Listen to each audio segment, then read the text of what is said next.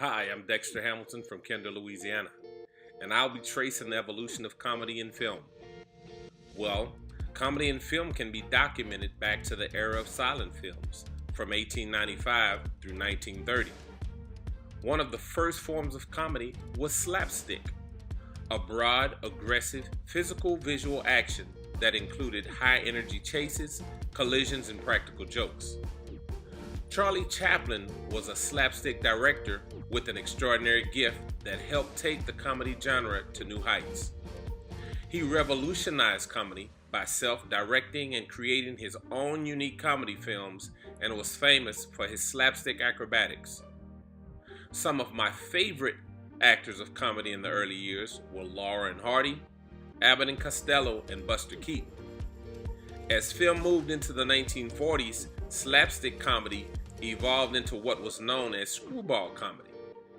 Screwball comedy commonly focused on a battle of the sexes in which both co-protagonists tried to outwit or outmaneuver each other.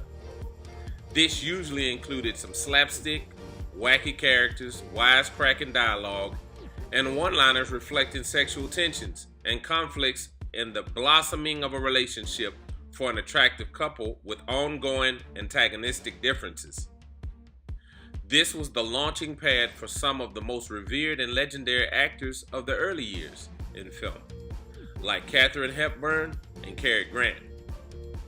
In the late 1940s, comedy crossed uncharted territory as Chuck Jones brought his cartoon version of slapstick in Wile E. Coyote and the Roadrunner to Warner Brothers. By doing this, it helped expand comedy in film to a greater audience that included younger people. Blake Edwards introduced the Pink Panther in 1964, pairing cartoons with regular film. This proved to be genius.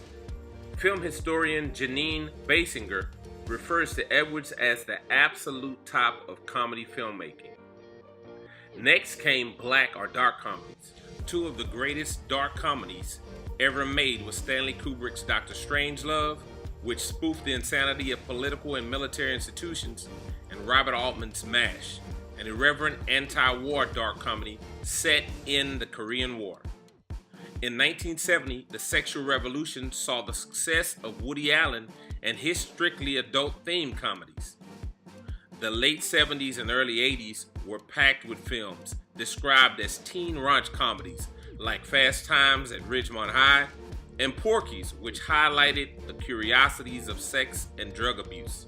Then the Farrelly brothers ushered in films that unabashedly took on everything from disabilities to body dysfunctions, and topics that were once only discussed in the privacy of your home were suddenly on the movie screen.